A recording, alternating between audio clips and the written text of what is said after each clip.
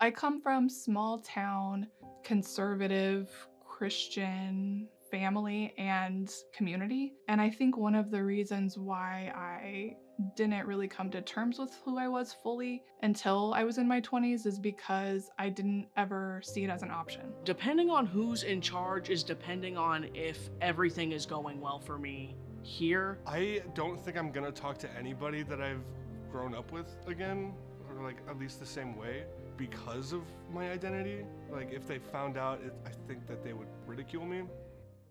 I'm Zach Dittert. My name is Kelsey. My name is Jean McKinney Chance. My pronouns are they, them. I go by she, her pronouns. I go by he, him, and I am a digital media major. My preferred medium of art is definitely photography. That's how I got into art. It was my gateway drug, if you will. Acrylic on canvas with some mixed media elements. I identify, I don't even know. It's confusing. I pretty broadly just identify as a queer woman. Trans mask. Keep it simple. It's very vague.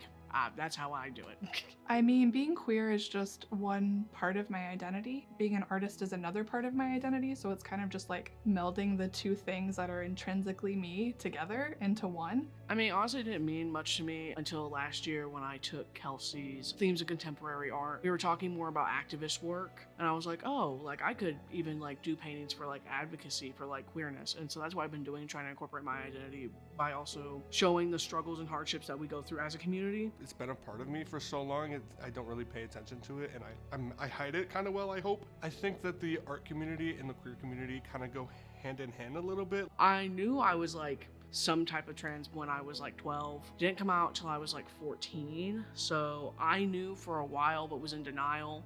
I think I first started to come out to myself in my very early 20s, like I was probably 20. Probably back in middle school. There was a lot of tension going on around me when I was younger. I just never really felt connected to the guys around me.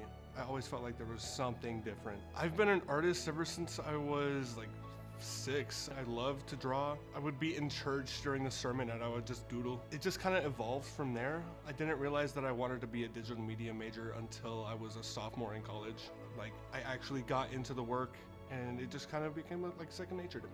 Honestly, I was like, what was it? 7 years old?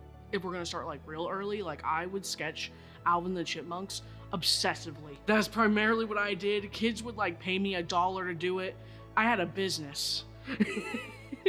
I fell in love with art and specifically photography in high school. I had a 35mm camera that was my grandma's, and I got really into yearbook photography, and I very much liked to be involved, but I kind of preferred to observe. I never was like the star of the show, but I liked it that way. But I really fell in love with darkroom photography when I got to learn how to develop my own film. And that's kind of, I would say, when I really was like, this is it, this clicks. And then from then on, I was like, I'm gonna be a photographer. Like that's what I'm doing. And I never looked back or stopped doing it. When I first started watching anime, I was like, oh, this is pretty cool. And so that's what like drove the passion further to keep creating. It took me a long time, I'd say like 5-10 years until I actually started to love making art. My queerness just comes up naturally in my work. Like it's just, again, that's like part of who I am. So it's in the work a lot of times. I try not to, I think. It might come out a little bit, but I just do what feels right to me.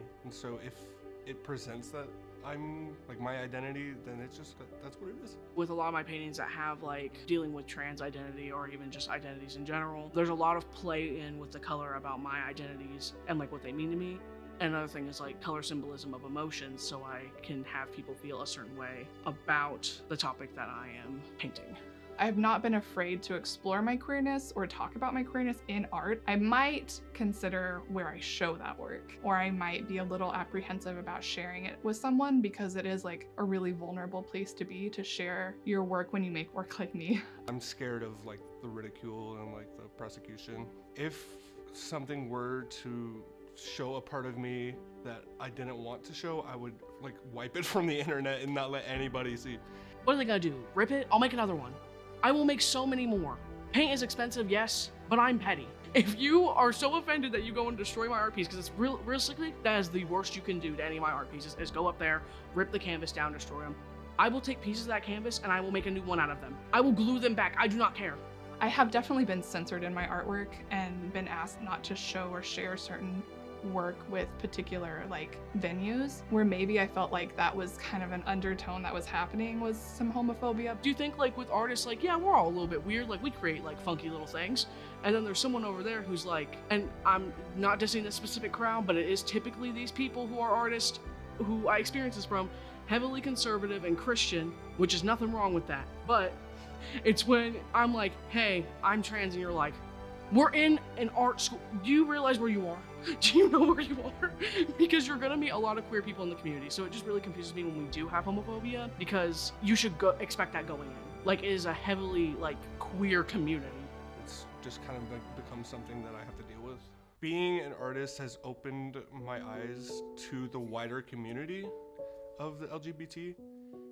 So many artists that I follow on Twitter are, and so it just kind of allowed me to express myself a bit more. I love the art community. I think probably one of the reasons why I feel so comfortable is because the community overall are like really rad people and really accepting people. There are so many queer people who are artists and so many artists who are like queer. You can't really have one without the other, I think. There tend to be a lot of people that are queer that are artists too and are creative, and so like a lot of, you know, those things just naturally overlap. I think it's just because you're allowed to be different.